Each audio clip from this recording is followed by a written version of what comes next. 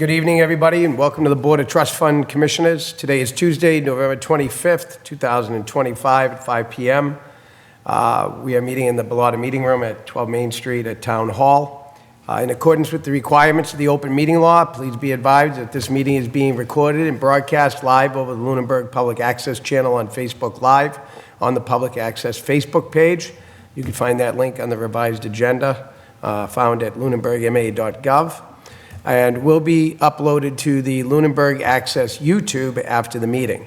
Additionally, please be advised that the town of Lunenburg utilizes the Zoom platform as host for its hybrid and remote meetings, that the Zoom platform utilizes AI technology known as AI Companion to create an audio transcript of these meetings to aid in the subsequent preparation of meeting minutes, and that AI Companion is activated immediately upon launching the Zoom application.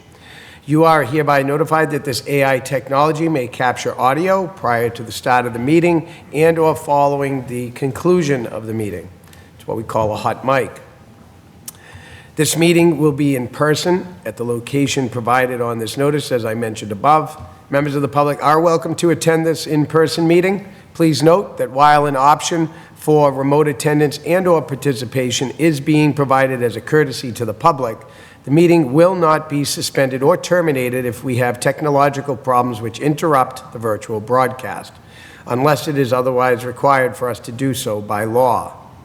Members of the public who wish to participate or have an interest in any specific item on this agenda should make plans for in-person versus virtual attendance accordingly. The following information is also provided for members of the public that would like to participate in the meeting remotely. To participate remotely from a computer, please use the link to join the public meeting webinar, which is listed at lunenburgma.gov under Agendas and Trust Fund Commission on today's date. You can just click that link. Or from a telephone, you could dial a toll-free number of 888-475-4499 and enter webinar ID 302-003-9690 and hit the pound key. If you have not registered with Zoom, you will be asked for your name and an email address. Please note that no participant ID is needed. Just press the pound key when asked via telephone. Telephone users may dial *9 to request to speak after joining the meeting during our public comment sessions. And if you're on the computer, there is a raise the hand feature down on the bar on the bottom of which you can request to speak. The agenda we have tonight lists all the topics which may be discussed at this meeting and are those that are reasonably anticipated by the chair. Votes may be taken as a result of these discussions. Not all items listed may in fact be discussed and may not follow the same order or be combined with others, and other items not listed may also be brought up for discussion to the extent permitted by the open meeting law. I'd like to open up tonight with the Pledge of Allegiance, please. I pledge allegiance to the flag of the United States of America and to the republic for which it stands, one nation, under God, indivisible, with liberty and justice for all.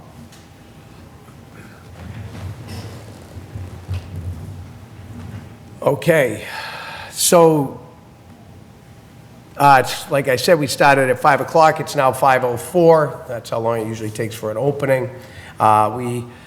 We've conducted our Pledge of Allegiance, and now we'd like to open the meeting with a public comment from the Commission. Does the Commission have any public comment that they would like to make at this time? I have no public comment. And I have no public comment. We'd like to ask the public, if the public has any public comment that they would like to make at this time, please do so. I do not see anybody on Zoom, so there is no public on Zoom. We do have public here in the room, but I see no hands. So we will move on to the next item in our agenda. Announcements and communications from any trust representatives. We don't have any trust representatives here at present, so we will not be communicating or having any announcements with this regard. Just as an informational, our scheduled meetings are every second and fourth Thursday. In light of the holidays, as you notice, it is Tuesday, and we are holding a meeting today. Next month, towards the end of the month, the meeting will be changed as well. And later on in this discussion, which is listed on the agenda, will be our upcoming meeting date, of which we will decide whether or not that fits both of us to be able to be here on that day, or if we should change it. We have no treasurer and finance director reports. I will discuss some communication that I did have this week, later on, over the last week and a half or so, with the treasurer and the town manager. As far as new business is concerned, the only thing that we actually have in new business is to take a look over our meeting minutes and to ratify our meeting minutes. Let me see, where are we? Just give me a minute.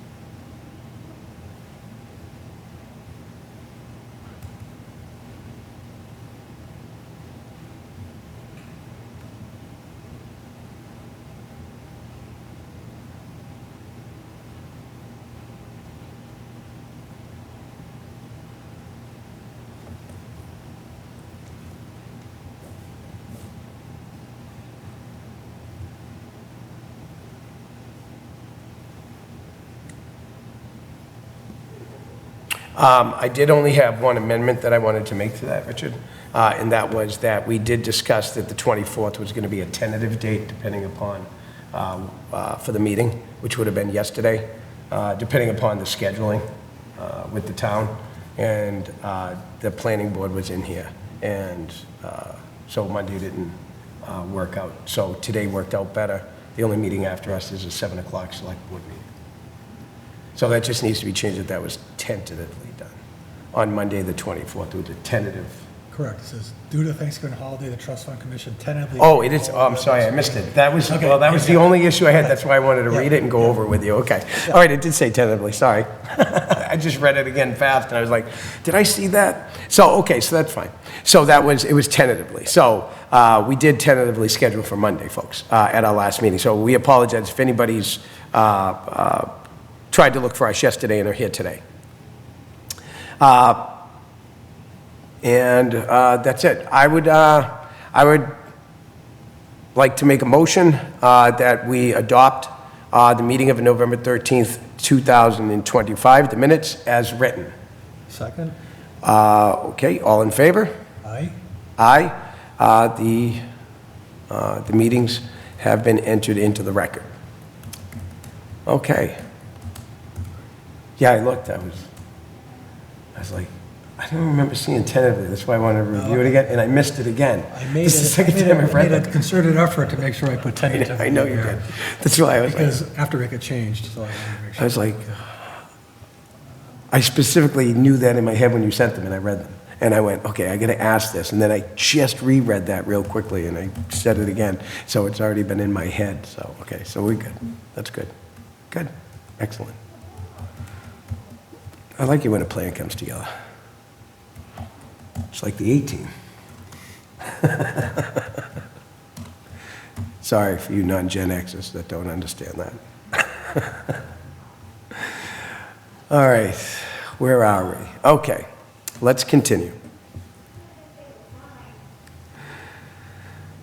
So we're going to go into old business. That was our new business. We really don't have any other new business. I mean, I have some. I do have some announcements with communications that I did have via email with the town manager regarding the application, which we put in. And what I'd like to do is I'd like to go over with the public the email communication that I did have with town manager Warren Diment about our progress moving forward to be able to get this application legally reviewed.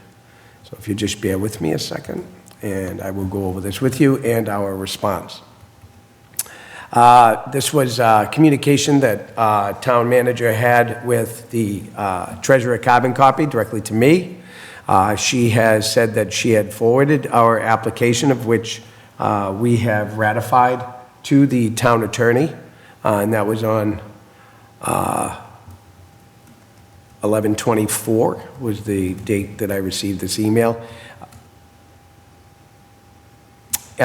Basically, the questions being asked are there any concerns with the types of information of which we're going to be collecting, how that information is going to be stored. Obviously, there's some personal information in there because we do give out poor funds, so we do have to see more or less financials and so forth, which I had said before. Some of these will be held in executive session, but the disbursements will be read publicly, because I think that there may be some privacy concerns with some people that are requesting assistance, that they don't really want their names basically public, Right. for the most part, in protection. I think that's what town manager wants to make sure, that everybody's protected, just as we had recommended. And I think we talked about sequentially numbering the requests as they come in, and I think we could say request number 105 was approved for. Correct, but then there comes the log entry into the accounting books to Right. who the check gets Treasurer makes dispersed it. from. Yeah. So there's got to be some sort of measure in place also in the treasurer's office that protects that person from a public record, release in any kind of audit that the town would be able to see into how private that would be. I know that the assessor's office does offer some services to people that need assistance, and that the communications inside those services, even though the assessors say we have assisted people and so on, that's kept private, that there is some process in town with regard to that, but I don't think that their office is so much as a disbursement as money as it is like a waiver or a diversion. Do you know what I mean? For a later date and things like that, for hardships and so forth. So because we would be issuing direct funds, obviously a check would have to be written directly to the person's name, and that would put that person in public record. And we do have, part of that privacy, we did actually ask the town manager before, we've mentioned it here, that we want to do our best to be able to protect that. But again, that would not be up to us, that would be up to the legal parameter, but that would be up to us with how we handle it. Our discussions with regard to the private information of anybody that would come forward with a request for services, because we have funds for veterans, we have funds for the poor, and what that means, and I'm going to discuss that in a little bit in my response to the town manager. But we want to make sure that the people's privacies are kept, but we're able to show that we're actually offering services and helping folks in town. And that through these particular funds that have been gifted and donated under that particular individual or family's name or group's name. So,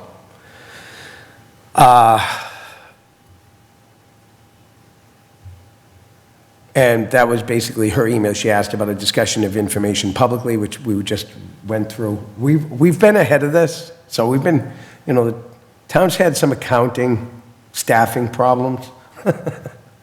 Unfortunately, that harms us all, costs us a lot of money. And they've had some, issues with the time frame for the attorney being available. Our concern is that this should have already been done. And just to give the backstory, I'm going to give it again. This commission was authorized by an act that was passed many years ago. And part of that act gave the authority to towns to adopt trust fund commissions. I do have the archive record from the Massachusetts State Archive of a list of ratifications that the town has done through town meeting. And in 1946, this town adopted the Trust Funds Commission. I have to say this, that that's the only recording that I find that the town adopted it. But the town has been issuing money through a trust fund commission before that. Just so you know. So they did ratify the act, which meant they had to have a trust fund commission. It only appeared on record in 1946. I just want to make that clear. It appeared on a state archived record in 1946 of a vote at town meeting. I want to make that clear. But in order for us to have the type of charter that we have, it was already authorized when the charter was created. It did not need a vote at town meeting because the town had voted the charter to have certain boards and commissions, and this was one of them. So I don't know what happened there, but, you know, none of us are professionals, but elected people, citizens, and sometimes we learn along the way, and we find things out as we go along, because we're not privy to that information, and I think it just comes down to research. The more you research, the more you study, the better you can be in your position. And, you know, this is what, you know, makes public service, I guess. That it's service to the public by people elected by the public that have, you know, no real ability maybe or knowledge of the direction and so forth, but learns that. And I think it's how fast you want to learn it. If you have no formal education, you know, I mean, you know, I think about it. If somebody doesn't have a formal education in political science, how are they going to understand the structure of government? You would think, outside of what they saw in the news. Just my thoughts. I guess it's how much you want to work, you know, for the community. And I think that's what's the most important part is, you know, you're willing to put the work in. And if you are, then do it correctly. Those are my thoughts. So, that being said, I answered Ms. Warren, Town Manager Warren, I meant. I answered her. I'm going to go through my answer because I think it's makes it a little bit cleaner and clear. I said, could you please also inquire to the attorney about military service requirements and restrictions, which we discussed with regard to the American Legion funds, which we have two, including the providing of the person of their DD 214, which can be cleared with the town veterans officer, so that we can verify that with DOD that it's an actual DD 214. The veterans officer will be able to have access to that through her system, that DD 214 exists, and it's actually an updated one, so that we don't end up having somebody give us a DD 214 on a discharge, but later on we're called back, reactivated, and then either demoted or other than honorable discharge or a general discharge, as opposed to, you know, an honorable discharge. Because, you know, these are for veterans, and these funds should be directed towards veterans who have and remain in good standing. I don't know if anybody's been watching the news lately. However, you know, there's been some controversy with regard to people who have been in the military that act unbecoming outside the military. They still can be called back under the Uniform Code of Military Justice. I believe it's Section 6. I'm not exactly sure, but my son is planning on a Marine Corps entry, and I've kind of read through a lot of the Uniform Code of Military Justice to help him get a better understanding of what he would be able to do and so forth, what his MOS is, how to select, how his uniforms, the way things are, you know what I mean? And try to give him some advanced teaching to that. So I read that, I read a lot of it, and I knew about that, that, you know, like a person, if they get arrested shortly thereafter being released, could be called back. So if if they're in there 2 years after release and they get arrested for a felony, they could be called back, demoted, and get an other than honorable discharge. But they could have an original DD 214 that says they had an honorable discharge. And this is what I'm trying to prevent is a scam from coming across. As trustees, we have an obligation to the trust to make sure that it's given out as it should.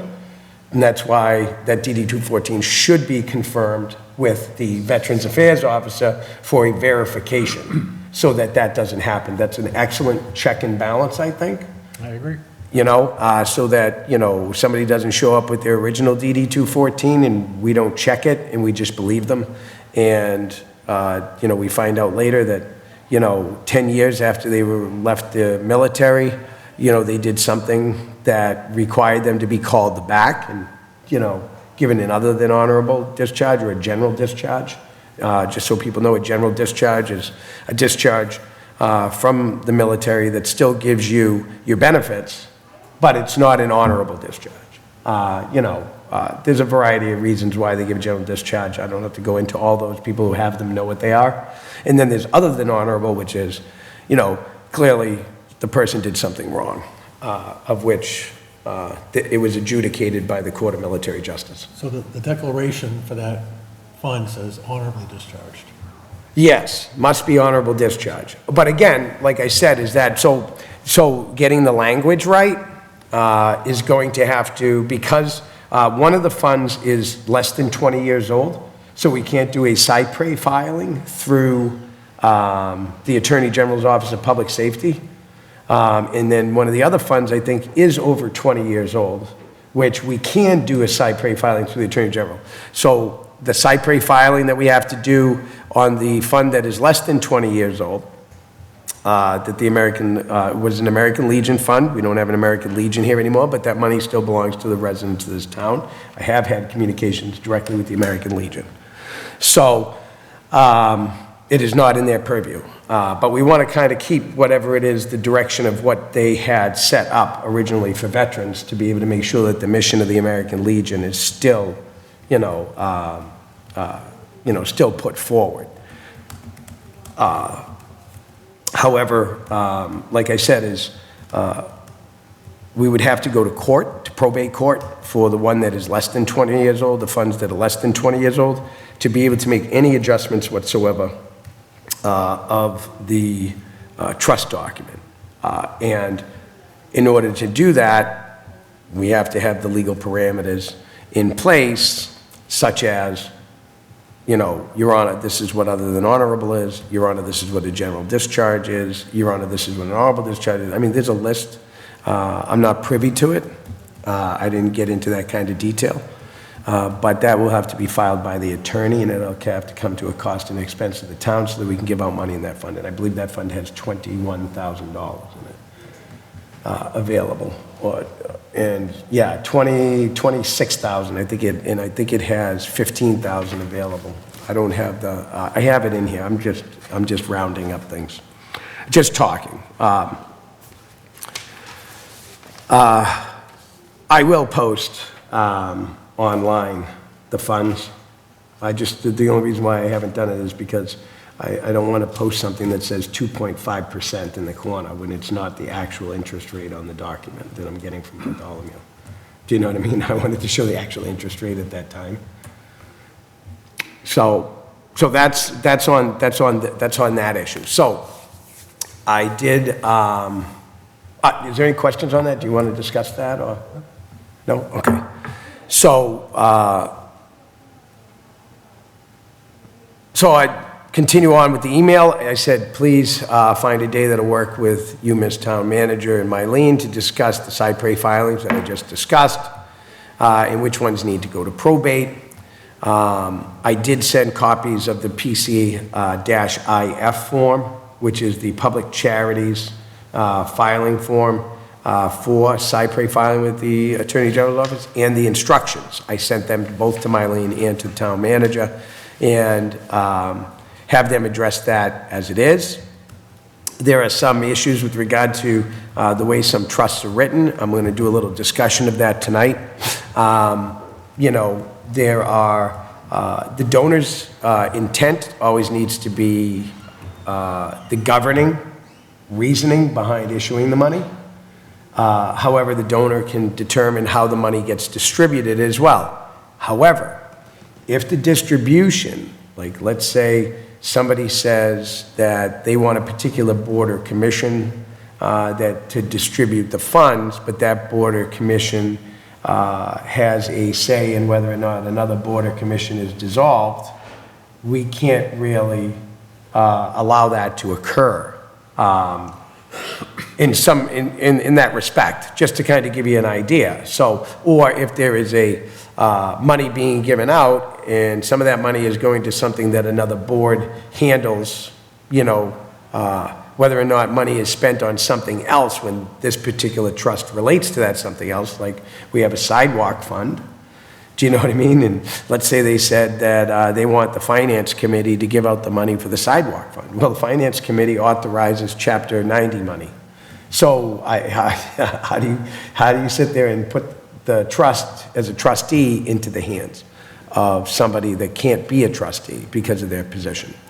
I don't know what the legalities of that are. That's an example.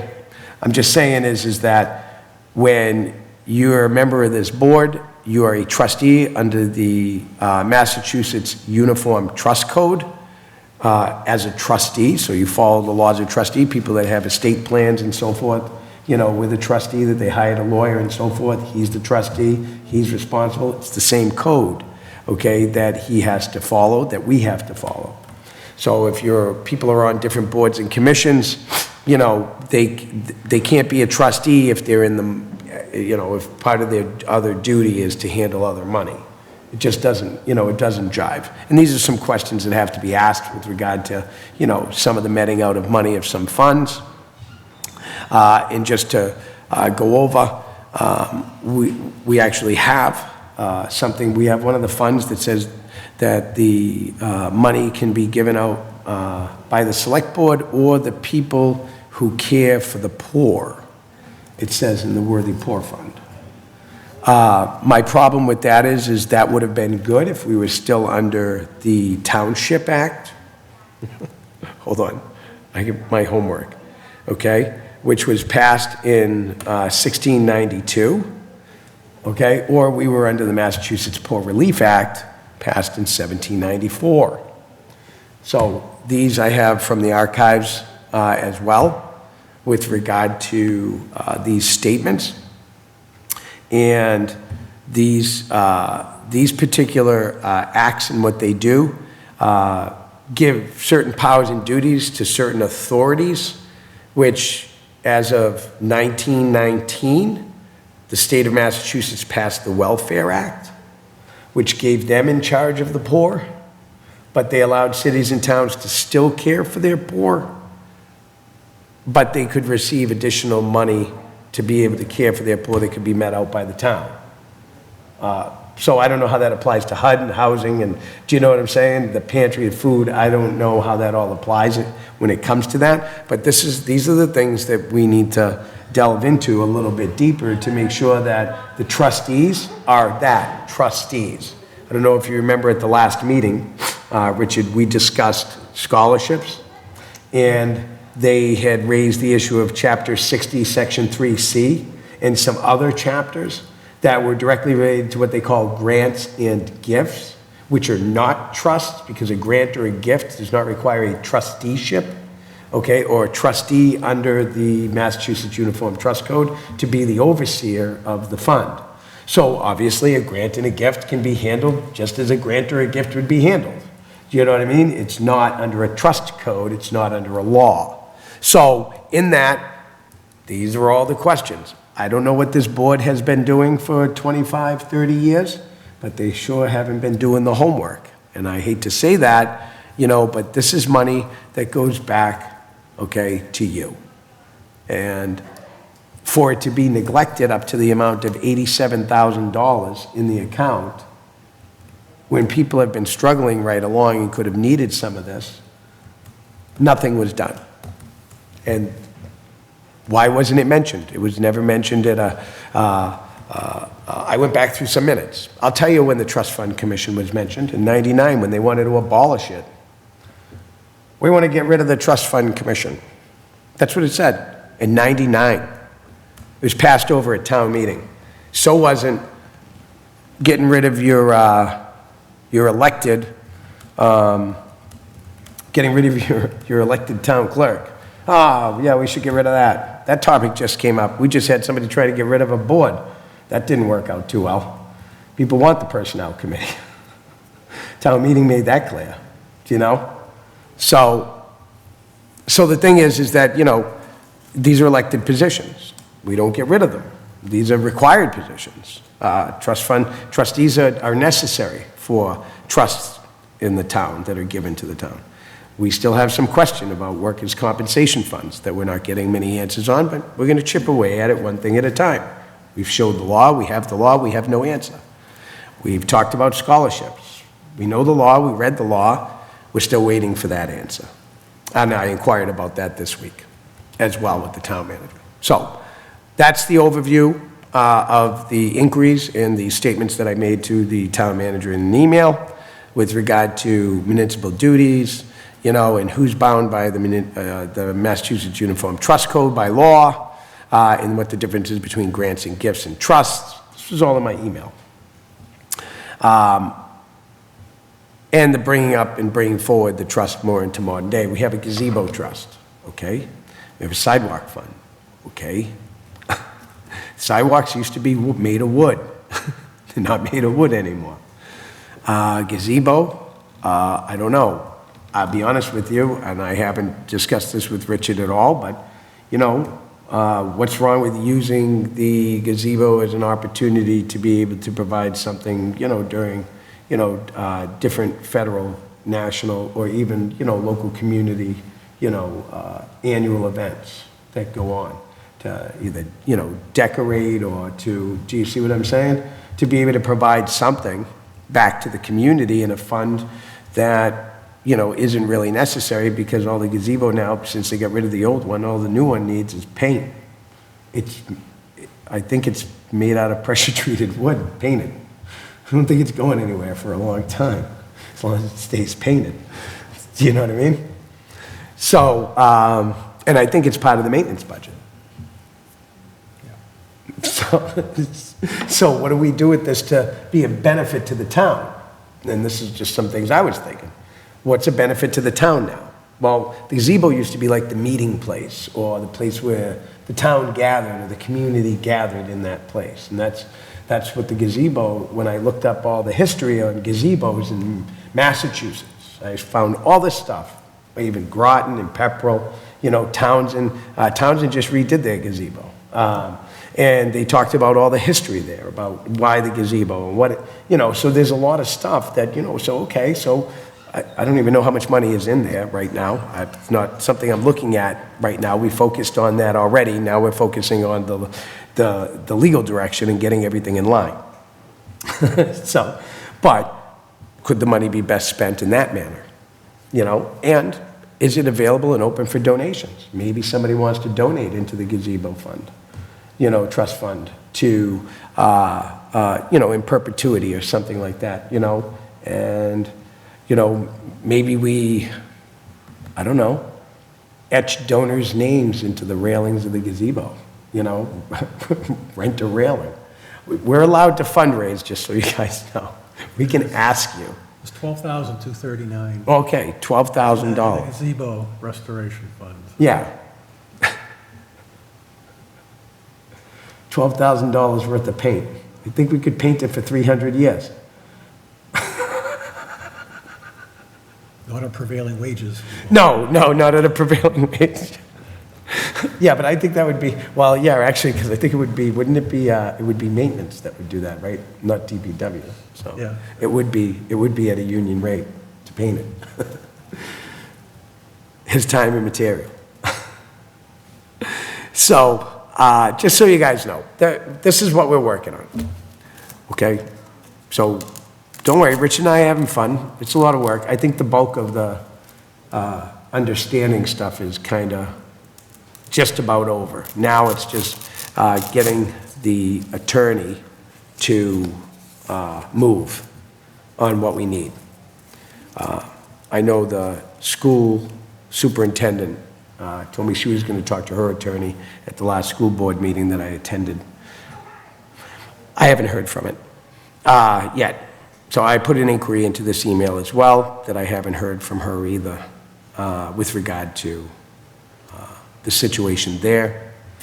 Just so everybody knows when it comes to the scholarship stuff, I know I mentioned 51 awards and scholarships. There's a lot.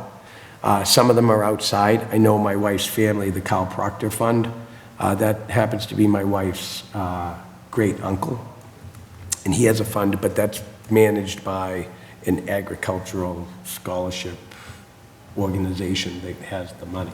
The town doesn't have the money. And I know, because I went through a lot of the scholarship stuff to see where they went, where they came from, stuff like that. So, and I got a list from Mylene of what she's holding, so we can kind of figure out, you know, what's what and what belongs where. So I'm just, like I said, just waiting on that to be able to move forward with those. And that's basically the content of those emails. So that's where we're moving forward. That's an update for the direction of us moving forward. And any open comment? Nothing? Wow. Like it would have planned comes Unified together purpose, again. John. All right. So, that's the update on our application.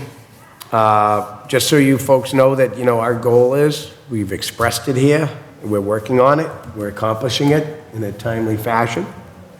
Now we're just in the legal filing stage and the application stage. And once the application is accepted, we do have funds that we will be able to distribute. Once that application is, outside of the couple of funds that are in the Cypre documents that we need to file in probate court, which is, I think, only that one American Legion fund that was created in 2013, I think. So practically speaking, it probably will not be till early 2026 before we're able to have applications to review, vote on, get distributed through. Yeah, it definitely won't be before the holiday. I'm not anticipating, because I'm going to have a meeting with the town manager and the treasurer next month to get things rolling. And then, you know, once the holidays roll, I was 2 weeks gone. See you later. Week before Christmas, all the way till, you know, the week after the 1st, and then everybody ramps up. I mean, by the time we probably hear something back, will probably be the 3rd week of January. So the application, it's a rolling application process. It's not like a deadline for, you know, sending No, it's as needed. applications. No. Okay, so it's not like we're going to have a. An open enrollment period? Send them in by January 31st. No, nobody plans for an emergency to be poor that needs money. Right, but some people have probably been dealing with the ramifications of it for a while, and they're all keep. Yeah, and they know, but no, this isn't like an open enrollment plea for the Obamacare program, you know? No. So, as an application comes in. As they come in, we consider them. We are, absolutely. We can hold an executive session. We can call an extra meeting, pick any day we want, just to handle that one issue. You know what I mean? It doesn't have to be on at our next scheduled meeting, we'll do it. You know, the planning board doesn't do it like that, because people need things done in a timely fashion. So we'll be doing the same thing. We'll say, yep, let us have, you know, okay, we'll schedule you, but we need 2 days' notice, because we have to do a 48-hour notification to the community. So we can sit there and say that, you know, application received on such and such date, hearing in executive session will be on such and such date, and then we'll come public and let you know what the answer is, you know, after executive session, and let you know what the answer is so that you actually have the public record. So we'll open a public meeting, we'll adjourn to go to executive session, we'll come back into public meeting and let you know what the outcome was, and that'll be the end of the meeting, you know, for the person, and so forth. And, you know, privacy, again, this is where privacy comes in. You know, the people, it's mostly paperwork that we look at, so the people do not have to be present to talk, like planning. Oh, this is my house, you know what I mean? I still have to work out the legality of that. I hope that it doesn't have to be a public request, because I think that will damage people coming forward that are in need, because they don't want others to know how much they're struggling. Right. Do you see my point? Oh, yeah. And there's a lot of that happens just in normal sociology. So I'm hoping that our answer is, you don't have to come and show your face. Yeah, I fully agree with that. Yeah, That the person does not have. And if we have to write some sort of article that has to get cleared by the State House to protect that privacy, if it comes back to us that, oh, no, they have to come forward, then we'll write it, and we'll have the lawyer review it, and we'll have the lawyer submit it, so that it does protect that person's privacy. Just saying, just letting you know, those will be our plans, and I think we can both agree privacy is important when it comes to that. Not privacy about how much is being issued or what it's being issued for, but for the individual's name and their personal information. All right. Any other questions on that? Concerns? Okay. So, as far as interns are concerned, we haven't taken any on yet. I haven't filed any paperwork yet with that because I haven't formulated a strong enough plan for enough work for an intern at the moment. I'm working on that. Most of that's going to have to deal with the real estate stuff that's been given in will and trust to the town that the town may have done something with over the years by accident for that return to be able to come back to the people. And that's going to require a little bit more investigation and a little bit more research. And I think that it's important that we do that because I noticed that this town has a history of liquidating lots of land, in particular to developers. And some of the stuff that I've read and some of the stuff that I've seen, I don't know, it just smells fishy to me. That's just my opinion. Do you know what I mean? It smells fishy to me, some of the deals. And, you know, I want to look into it a little deeper and make sure that if anybody left land to the town for a specific purpose, that the town didn't take it, change its purpose, and then sell it to somebody without being held accountable for that. So that's going to require probably interns.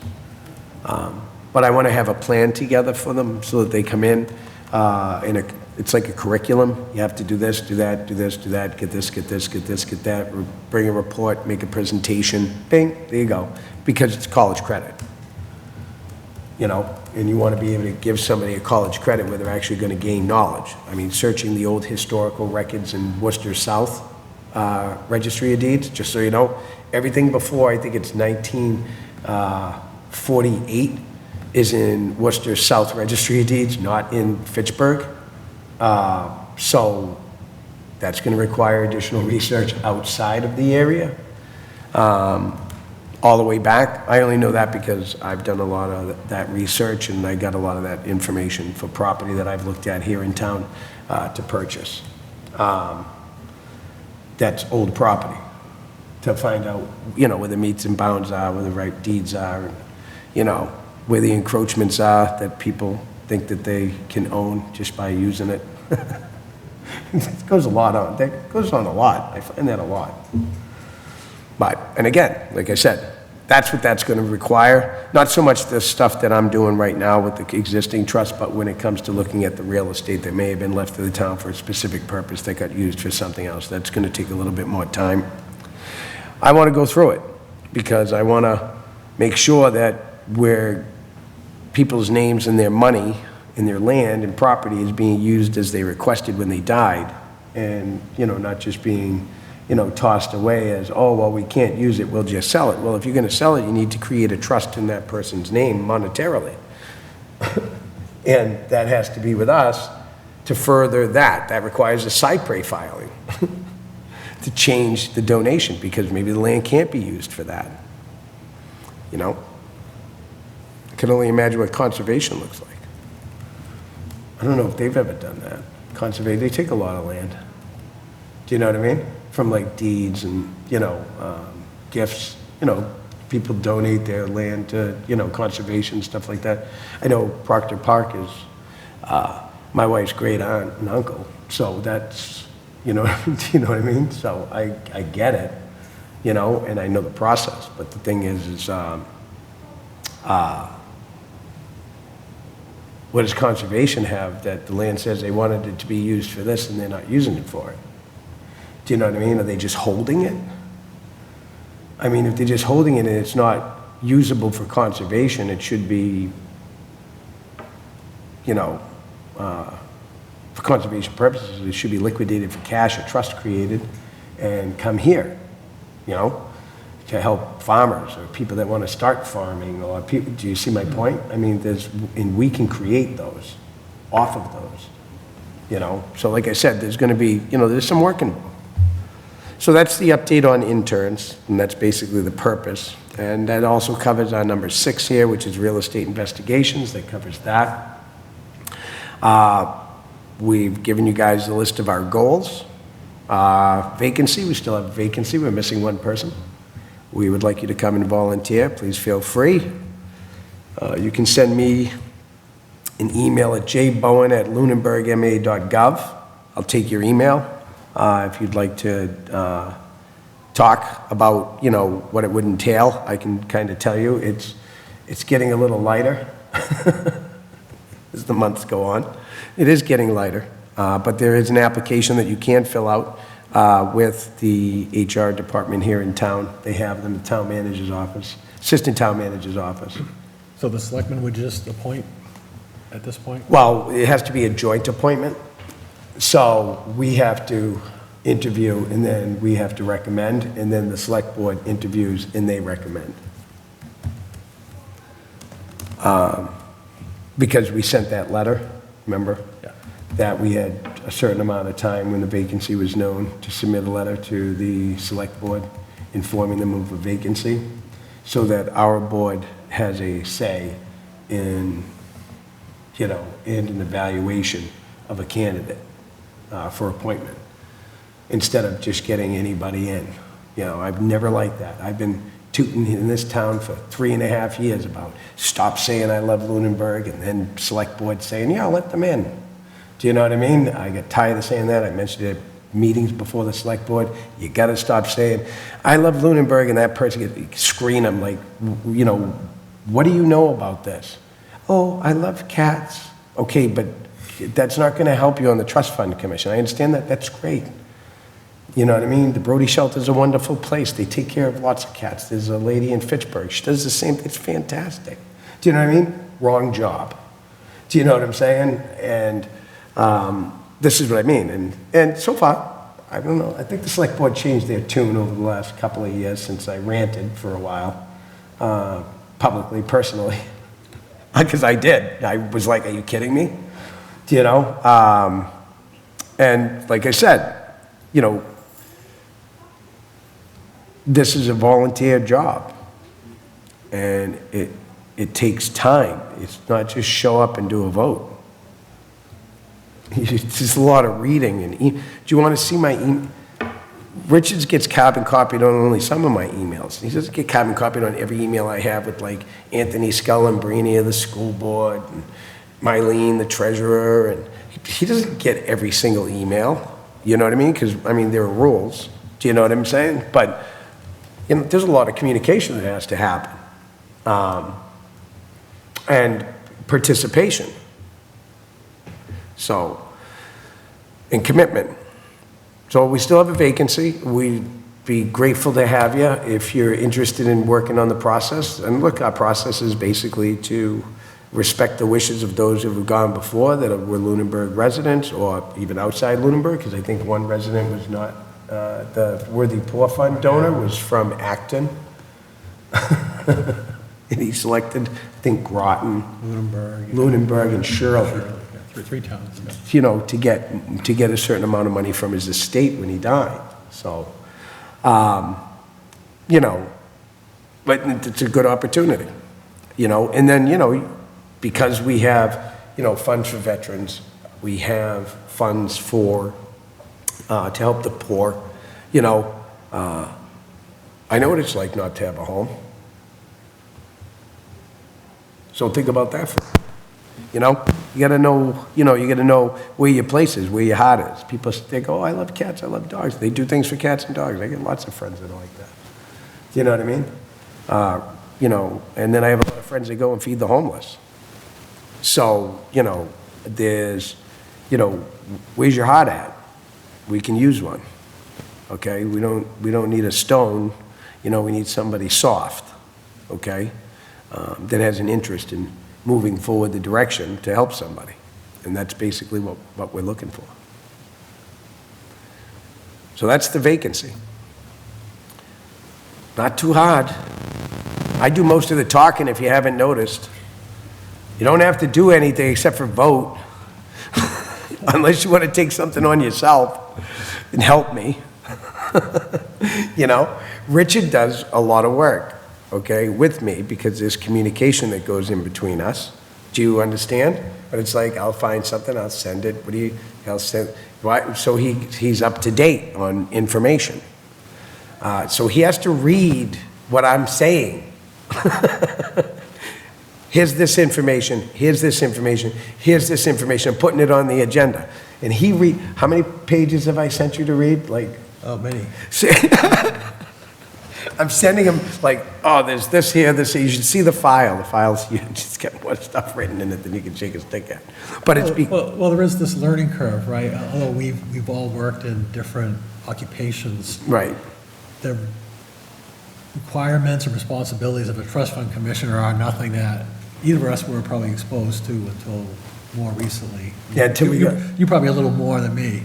I mean, I knew of it, but, you know, there's a whole learning curve to get up, you know, that steep learning curve, and there's a lot to learn. There's a lot of nuances and rules and regulations and case law and whatever, so, but once you get through this initial phase, now it's, I'll call it the easy part. Right. Is looking at, you know, people's requests and seeing if they fit within the scope and intent of what the donors put forth. And being able to help some people who are in need within the community. So I think that the important point is until this vacancy is filled, if for some reason Chairman Bone and I had some sort of difference of opinion on someone's request, It dies in committee. it's going to just, it's not going to move forward, right? No. Just hang up in limbo. So it's really important that we have, you know, this third person to break a possible tie. I mean, And bring another idea. yeah. You know, it's not so much so as that, you know, like, you know, what do you have? Bring it forward. You know, that's what public comment's for too. You know, you're thinking about things. You know, it's not just the complaint box, it's also the suggestion box. You know, bring it forward. You know, what do you think? I mean, we have a gazebo fund. What do you think? I want to know what you think. We're going to change some wording and stuff like that. You know, we have the American Legion funds. We're going to be changing some wording in there. We don't have an American Legion here anymore, a post. So it says right now, only members of this post can get money. That means that fund has to sit there until the court changes it. So ideas help. Do you understand? So, ideas help. And, you know, that's what we're doing. So if you want in on the ground floor and help us, you know, reshape a sidewalk fund, a gazebo fund, the American Legion funds, it's post 283, I think it is. There's a post 283 fund, and then there is a American Legion Poor Fund. And then there's the Worthy Poor Fund, which is the donation from, I can't remember his name, Brown? I can't remember his name offhand, forgive me. No disrespect. We have that fund. So, you know, Worthy Poor, Sidewalk, the Post 283 Fund, I believe it's the American Legion Poor Fund. American Legion Poor. Yeah, I think that's the older one, and then you have the, Gazebo and Lunenburg Post 283, which doesn't exist. yeah, the Post 283 Fund is the new one that was created in like 2011 or 12 or something like that. Okay, that was for Post 283 members. There aren't any. So what do? You know, this is the discussion we want. We want public input. I mean, look, I think that we did discuss at the last meeting that we're going to hold a public hearing when we change these. We want the public's input. But it would be nice to have your input before we hold the public hearing. And then if you want to come and remind us again at public hearing, just in case if we forget, that would be good too. I think we discussed in the posted agenda that we would have the proposed modification Yes, put in the body of the agenda. yes, People could actually see it. yes, that we did. How, so that you could read it in advance. we did discuss that. But like I said, I should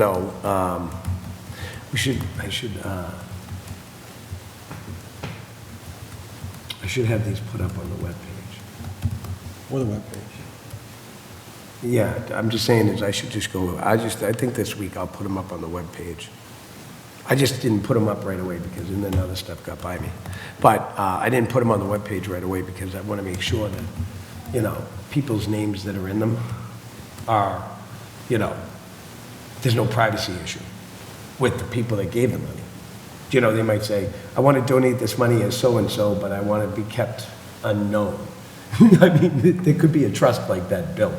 Do you know what I mean? This is the trust of so-and-so, but it's called this. But the person requested in the declaration that their family's name not be known about the fund. Do you know what I mean? You just know there's money there from a family in town or from an individual, but they don't want to say who they are. And that their name would be on the declaration. That was where I was at. Because when I first got informed about this stuff, they said, some stuff can't be public record. And I'm like, oh, yeah, well, of course, that's understandable. Some things can't be public record, so I get it. All right, so we did our update to our application for funds. We're not going to do any rewriting of the trust with the AG's office, even though we can on some of these funds. Miss Town Manager asked that we run it by the lawyer before we rewrite it. We don't have to. The trustees are responsible for rewriting it. She's like, because the bureaucrat that she is, likes to have control. So I hate to say it's true. Do you know what I mean?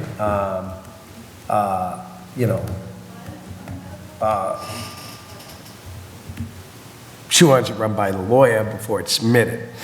So you understand the process. Let's say we submit something to the Attorney General's office as trustees. We believe together and publicly have spoken and publicly did a public hearing and everything else. We have to tell them all that. And this is what we came up with that we think fulfills the obligations under what Cypre is. Okay, and they have an entire form about what it is. It's only one page. It's not that complicated. Okay, it's one page. You read it in 2 seconds. The application is one page, and the instructions are one page. There's no legal parameter involved here outside of it saying that we're going to review your changes. So we can make a minute change, like say we want to change the amount of money. We want to change this. We want to change that. Because why? Let's say they say, everybody gets a carpet bag. Okay, well, a carpet bag's a pretty big piece of luggage, and it was a pretty durable piece of luggage in its day. It was very expensive in its day, and it says up to $10. A carpet bag up to $10. Okay, well, you can't get a carpet bag today for $10, let alone a piece of luggage. So we could make a change that it says a carpet bag or similar item up to whatever the cost is, $385. Do you see my point? It could be as simple as that. Okay? It still abides in the donor's intent. Okay? And it just brings it more up to date. So in that, we will rewrite them and then put it out for public input on the older ones. And after we have public input, I have no problem submitting it to the attorney for review, not for changes, because public hearing already had what the public wants. And then we'll submit it. And if the Attorney General sends it back, they'll always send it back. This is what they told me. They'll send it back and they'll say, this is, this isn't allowed, but this is. This isn't allowed, but this is. This isn't allowed, but this is. Which means that anything that's not allowed, we have to obviously tweak. And they're very helpful on that, they said. They said they don't give you the legal advice, but maybe the language was a little different. They actually give you they're like, no, you can't say it like that. You have to say it like this. Do you see my point? It's basically how it works. So that would be on that. So, and again, like I said, I want to have the meeting next month before we go into rewriting stuff, to get a better focus and so forth on where everybody's at. I like to have everybody on the same page. It's my preference. Doesn't always work. But I'm pretty sure that we could probably get on the same page. All right. All right, for the last bit that we have here, I want to take a look at and review the rewritten risk management policy. If we can open that and make some changes in that today.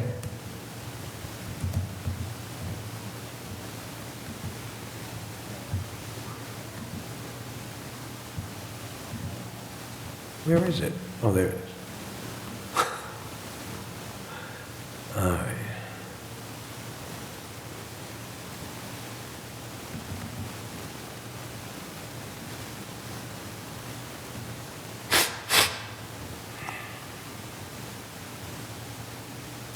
All right, you got it? It's in the Word document. It says July 2025. Yep. So,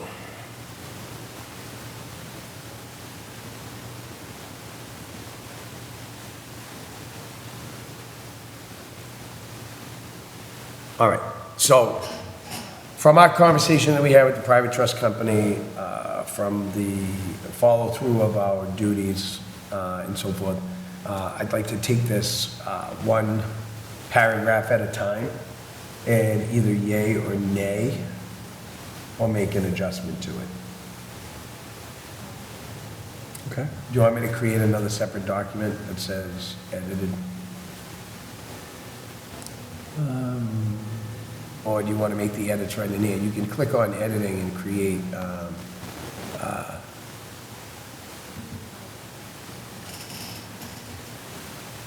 suggesting. Click on suggesting. Click on suggestion. Yeah, and that one, yeah. You know, and then you see the little note thing. You can put a note, suggested edit, add comment. Help me write. Love that one. It's actually not bad. AI is actually not bad for grammar, you know, so if, you know, but again, if you put a comma in the wrong place, AI is going to interpret it differently, or punctuation. It still hasn't been able to figure that out yet, so you still have to proofread your AI. I tell people all the time, I go, do not believe that, proofread that, because it's going to say something different. So I talked about legal canons the last time I was here on the writing a statute. You put a comma before a word or after a word, it changes the entire context of the last antecedent. I talked about this before, right? Which is, the last antecedent means basically, you know, from the paragraph prior to, you know, what that means in interpretation. So it's just, it's really funny, right? You know, because I use AI to like, you know, condense language. You know how like you write something real long and somebody says, you know, oh, you're gonna have that condensed into like 4 paragraphs. And I go, okay, give me a narrative and condense this into this. And I've condensed stuff and went, that's not what I was saying. And it's like, no, I'm gonna leave what I wrote. So AI is not a perfect tool, just so everybody knows. You better do your homework. You better know how to write. Don't ever think that it's writing properly for you. It does do a good job on soften the tone Yes, it does. of the email. Yeah. Yeah. Like I said, arrange a speech that highlights these 4 legal precedents. And then I input information about the legal precedent. And typed it up, and it starts out, dear ladies and gentlemen, blah, blah, blah, and then its closing was like full of flowers. And I am so glad to have been able to provide. And I was like, oh my God. Just say the end. That's my presentation, you know? I also took a legal document, one of the ones I researched, and I stuck it into AI to see what it would say. Oh my God, don't ever do that. I hope lawyers don't do that. I stuck it in there and I went, oh, that's not what that case says. You know what I mean? It's like, because if you read the keys about the subject matter and what the court determined, that is not what AI told me it determined. It told me totally different, like that it didn't even have anything to do with the case law. I was like, oh my God. I go, I hope lawyers don't use AI. And they still read books. Do you know what I mean? All right. So it's pretty fun. Yeah, just grab any PDF you have and sync it into AI, like a kid's book, a page from a novel and see what it says, You can do anything with it. Say, animate this for me. And then it'll make a little animation. Animate this story. Puts two people together. It's pretty neat. Oh, good. All right. So why don't we do this? So we'll read the first paragraph and see what we need to do with that. Are you brushed up on remembering what was going on with the PTC? Okay. All right, I'll read it. Unless you want to talk, because people are tired of listening to me for an hour. I will listen to you, John. I say that every week. Sorry, guys. I'm just saying. Do we want to just go to the headers and say if we agree that the... No, I want to read the public again. I want to read the paragraph, and then if there's a discussion on the paragraph, the public has it piece by piece on the adjustments and the changes, because we did a lot of work on this already. So risk mitigation and best practices, policy, insurance, errors and omissions, and directors and officers. The town of Lunenburg presently delegates the management of specific investments of trust accounts which fall under the purview and oversight of the Board of Trust Funds Commissioners to a private trust company, hereby known as a PTC, which as of the writing of this policy is Bartholomew and Company. The PTC holds a fiduciary role and insulates the town from risk to some extent. Specifics are contained in the contract agreement between the town of Lunenburg and Bartholomew and Company. This contract document is held in the office of the treasurer. Unless otherwise specified in the individual trust documents by declaration of that specific trust, the contract with Bartholomew and Company is a controlling document outlining the insurance based on the risk of investments. Any and all people, including directors and officers of the PTC, private trust company, are insured and bonded. This should be available for periodic review annually by the Board of Trust Fund Commissioners. Stop. Oh, right there. Okay, how do you feel about that? I have no issue with... It's pretty normal, right? So we were right on the money when we wrote it before we met with them. So the thing is, and just so everybody knows, we get the quarterly reviews. Mylene did give us the quarterly review. We discussed it at our last meeting. It says for periodic review annually, which means that's the entire amount annually from the company. But we did get the quarterly review last month. Yeah. Okay. So I don't see that we have to change anything in that particular subject. Okay, so move on to the next section, which is trust administrative memorandum. This one's long, so why don't we take a paragraph at a time? Okay. So I'll take the first one. Trust Yeah, administrative memo, TAC memo, should be available for inspection by the Board of Trust Fund Commissioners that has been prepared by either the trustee of the individual trust, trust council, or the operating team of a PTC to ensure that all parameters are covered in governance, including but not limited to the nature of trust assets, the issues in the trust, and the administrative activities necessary under both state and federal law and within the trust document. Verifying that all aspects of management and operation are clearly written out for review by the Board of Trust Fund Commissioners. Okay, so we discussed the TAC memo with them. They said that as far as doing a TAC memo, there's not a need for a TAC memo because they said there's no real tax payments or disbursements or anything like, there's no real government fiduciary money being spent out that would require the management of the fund. They said they take a certain percentage of the overall amount of money that they manage for the town. It's not just based on your trust fund. This is the entire town operation. And he said, so in that, they had said to us that that where we have written here, it says, that has been prepared by either the trustee of the individual trust, trust council, or the operating team of the PTC to ensure that all parameters are covered in governance, including but not limited to the nature of trust assets, the issues in the trust, and the administrative activities. So if we were to run the fund ourselves, and we took the PTC out, this would say the trustee of the individual trust. That would fall under us, and this is something that we basically should put together if we were in charge of the fund itself, which we're not. So I think this has got too much information. Do you understand? Where we're not in charge, so when I wrote this, and I went through this, it was not determined who was in charge of what funds. We were still investigating it. So I had to sit there and say, well, if the trust funds were in our control, we would have to abide in some sort of check and balance to be able to make sure we share with the public or even with the treasurer our duties and what that is. And that would be some memo that we would supply to them, to the select board, to town meeting, do you understand? About what's going on and how we're managing things.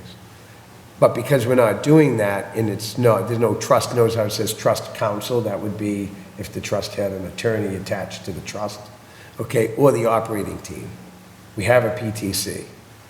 They handle the entire town. Okay, so this is separated out for an individual. That's what I'm thinking. What are your thoughts? Like an individual group, like we were running it. Right, it may not be the way we're operating today.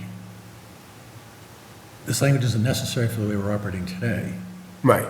but may it possibly be applicable at some future date? Yeah, it might be, it might be. So we could amend it without dropping it out and say, we could change it where it says, the trust administrative memo, If required?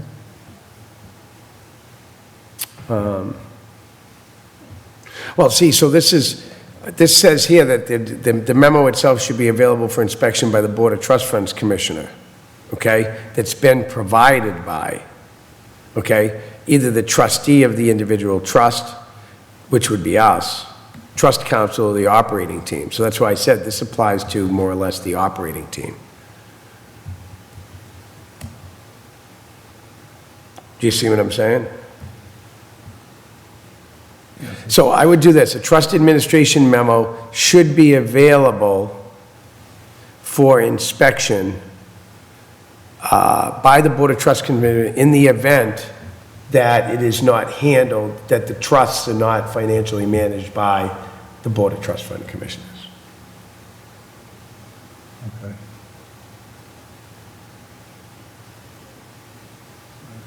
And then we could change that where it says,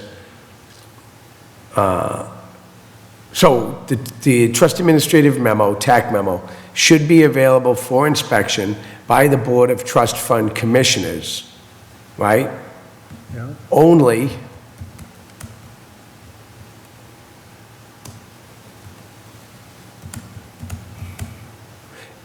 okay, if the trust fund commissioners have authority over the financial responsibility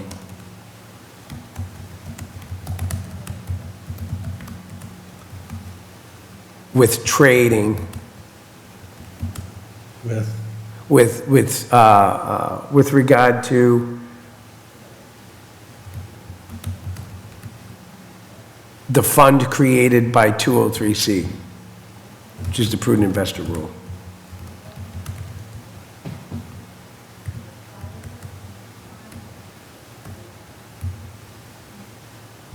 So that basically says it. So a trust administrative memo would be, okay, like something that would come from the treasurer's office to us. Does that make sense? They would say, this is what we did and invested the money here and as you requested.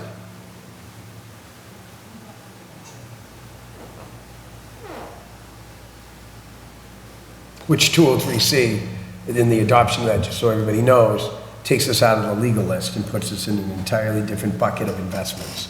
And that's why it says 203C, strictly only for the process of being able to trade outside. I think there were 12 investments, 12 groups. It takes us outside the old bucket, puts us into a larger pool with more risk, if we choose, or less risk, if we choose, instead of saying just these 12 funds. I believe it's only 12, they said. Might be 13. Lucky 13. It's probably lucky Somewhere 13 there. knowing the stock market. So, the trust administrative memo or TAC memo should be available for inspection by the Board of Trust Fund Commissioners only if the trust fund commissions have authority over the financial responsibility. Yeah.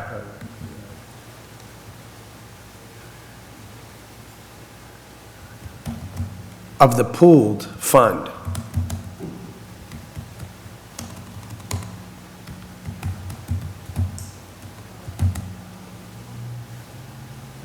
Created by Mass General Laws 203C.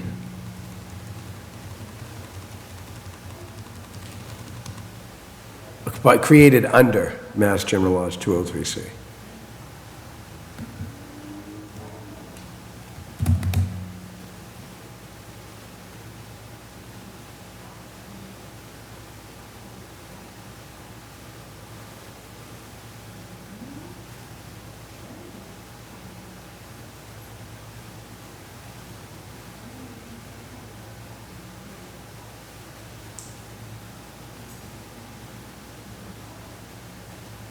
And the rights and responsibilities. And the rights and responsibilities governed by the Massachusetts Uniform Trust Code. And the rules and responsibilities, rules and regulations, I'm sorry, yeah. And the rule, because there's no rights here. And the rules and regulations.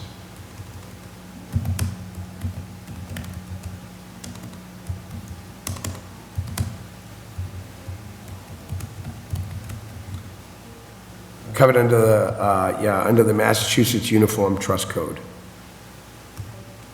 That would be MUTC, but it should be spelled out if it's not spelled out anywhere else. And I believe that's Massachusetts Uniform Trust Code is one chapter, I can't remember, chapter 150, 180, I can look it up, but, or both. Okay, we gotta wait, so we have to fill that in later. Yeah, I'm not worried about it. This is just, Let me just this put is X, X, X, this is just public editing that we're doing in discussion. So, because it's already been ratified, so I can't do it myself separately and say, here it is. I have to do it publicly. I have to edit it publicly. That's the only setback when you write something. If you have to edit it and you've ratified it, you have to edit everything publicly. You can't go, okay, I rewrote this whole thing and this is what it said and this is what it now says and read the whole thing. You can't do that. You have to edit it line by line. So, but we needed a tool because we had no information and we weren't getting any answers. So,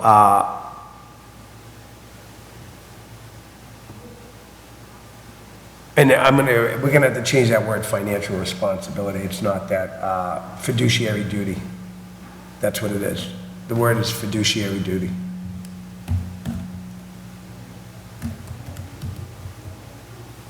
Of the investment of the investments of the pooled fund.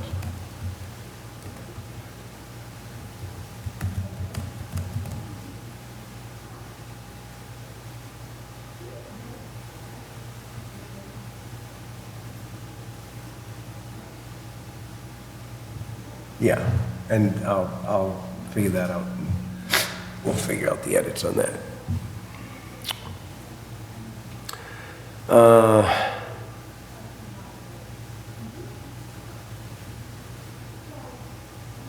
Okay, you gotta delete either the trustee, no, sorry. Hold on, a trust administration memo should be available for inspection by the Board of Trust Fund Commissioners only if the trust fund commissioners have authority over the fiduciary duty of the investments of the pooled fund created under General Laws 203C and the rules and regulations covered under the Massachusetts Uniform Trust Code.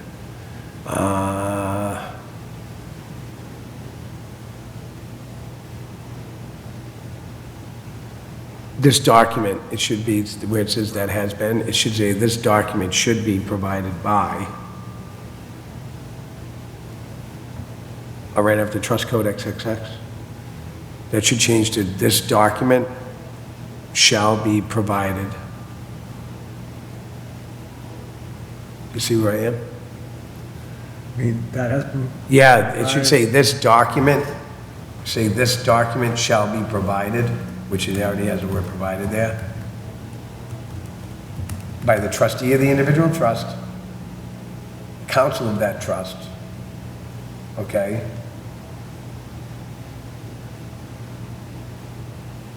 And then take out, or the operating team of a PTC. Oh, no, leave that in there, or the operating team of a PTC, and put in parentheses, only if the above does not apply.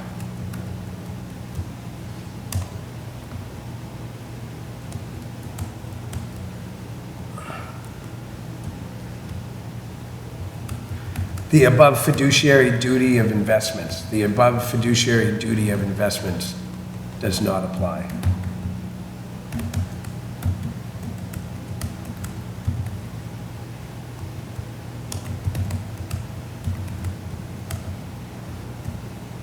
Perfect.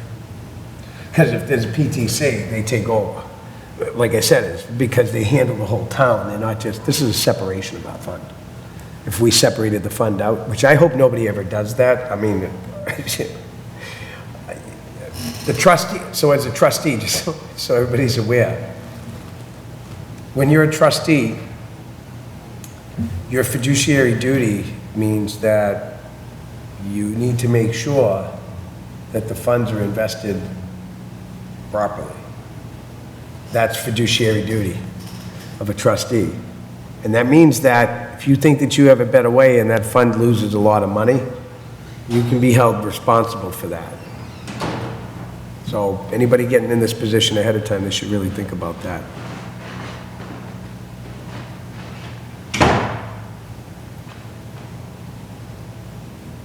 All right.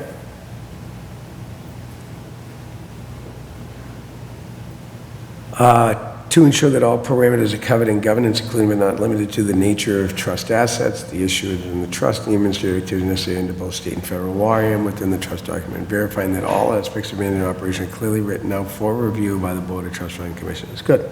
That was a decent edit. Well, of course, we'll have another reading. Do you know what I'm saying? Yeah. We'll edit it, sit back, read it over for a couple of weeks, think about it, and then come back in and make whatever change. It's not going to be a 5-minute project. right. This is going to take time for us to, go through this. This document, just so everybody's aware, okay? We haven't even got past the first page. It's 8 pages, okay? So we're still on the first page. So it's going to take a little bit of time. And again, like I said, because we wrote this, we read it to you, we ratified it, we signed it, we authorized the policy. In order for us to edit this policy, it is not fitting for us to not edit it in your presence, for you to hear what we changed without you having to go back and do all the work. You should see and hear what we're changing and why. And that's why this is sat on the agenda for a couple of weeks now, only because other things had taken a front seat, because there's a lot to do. But we need to make sure that the policy is sound. All right. I'll read the next small paragraph. How's that? Okay. All right. Oh, any questions, concerns on my edit? I just, like I said, I heard what you had to say about who was doing what. I just wanted to know. Yeah? No comment? No. Okay. So we're on the same page? Yeah. I can't wait until you start arguing with me going, no, I can't say that. Okay. It's good. So the Board of Trust Fund Commissioners, this is the second paragraph here. The Board of Trust Fund Commissioners should review this memorandum annually or whenever changed within the year. See? Which should spell out the following 3 parts clearly in an understandable language. Okay? The TAC memo should contain the following, which should be reviewed by the Board of Trust Fund Commissioner: a table summarizing salient information, a descriptive section summarizing the trust provisions, as well as settling out observations by the administrative team. That was mentioned above, okay? A table listing outstanding routine tasks that need to be addressed as part of the trust onboarding process. Whoa. You're gonna make the document longer if you do that. And we're gonna have 30 pages. I've already condensed this down. You have no idea. Back to where it was before. Whoa. No, it's a little confusing because it says the following 3 parts. Then there's The 3 1, parts. 2, 3. So there's 3. There's like 5 bulleted. But there's not. So Bullet points. there's commission, there's the following 3 parts. Ready? A table, descriptive section, a table, and then it says the memorandum should also address any gaps such as the lack of. The Board of Trustees, hold on, wait a minute, should review annually or whenever changed within the year, which should spell out the following 3 parts clearly in an understandable language. The 3 parts clearly, what And is it says, I'm assuming that the next paragraph says, should contain the following. So that's the TAC memo. Then, in the case of a PTC and quarterly communications, which would come under best practices. I think that's the 3. We're gonna have to look at that again. Like I saw, like a table, a descriptive section, and a table, that's the 3 parts. And then the memorandum should also address any gaps, are kind of just, not part, either it's gonna be 5 parts, or maybe you get like 5 bullets. Maybe maybe I made a mistake. That's supposed to say 5 parts. That's 3. So hold on. Let me just, Hold on. Yeah, no, I'm gonna have to review that. So we're gonna have to review that entire section. We don't have time to review that entire section tonight. So that's gonna be a problem. Well, looks like we're gonna conclude that. All right, so we'll take off from there. We'll continue on the editing. okay, from that point. Yeah, we'll continue on the editing next week. Excuse me. Like I said, this isn't a 5-minute job. Nothing is, till we get it all nice and clean. All right.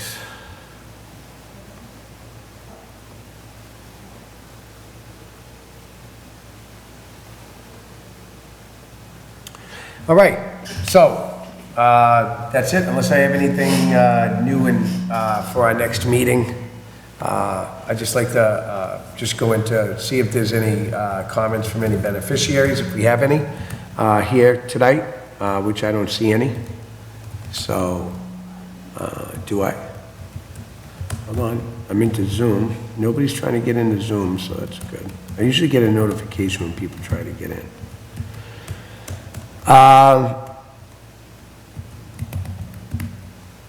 Upcoming meeting, December 11th, 2025, work for you? December 11th. That's our regular. That's our regular day. Second Thursday. Regular Yes, day. Yes. Okay. You know what you're going. Well, I'm going to Taiwan this time, not Japan. No, I'm not going anywhere. You know, maybe I'll Traveled detour in enough. Australia. I heard it's sunny down by the equator. Summer. It's the early part of summer there, I guess. Late spring. Right on. Oh, late spring, you going to South America? Good for you. Just don't go to Venezuela, I heard. I heard they're having some trouble over there. They'll resolve that, too. It's a bunch of people puffing their chest. So, do you know what I mean? Rah, here I am. Rah, here I am. I just laugh. Politics is a funny thing. All right, so, do we have any public comment from the public? See any public comment from the public? I will check Zoom again. I do not see any public on Zoom. No hands raised. Nope. Okay. Do I have any public comment from the commission? I'd just like to wish everyone a happy Thanksgiving. That's it? Enjoy that with your family. Well, Donald Trump pardoned a turkey today. 2 of them. You're gonna go live in retirement. I heard they have a condo. I did. They have this like, I heard that they live in a condo, like legitimately, like, you know, it's not, you know, go out to the coop. Like the coop has heat and it's comfortable and it's a hell of a party. It's good to be a parting turkey. I love it. So did you know that Thanksgiving was only celebrated once with the Wampanoag Indians? And then it didn't become a holiday until 100 years later? 60, Yeah, 150 years later, something like that. Imagine that. It's amazing, isn't it? But Isn't it amazing? At one time, that's what it was based on. And now we have everybody getting crazy cooking turkeys. Oh, and they didn't have pies back then, just so you know. There were no pies with the Wampanoags. They didn't make pies.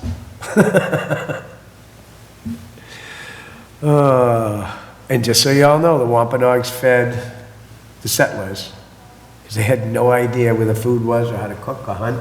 They had deer and quail, and they didn't had no idea. So it's a little history lesson for everybody. So just remember, right? The Indians fed us as our ancestors were settlers in this country. That's a wonderful thing. Isn't that? I mean, we had no idea how to hunt, cook, nothing like that, you know, when our ancestors settled here.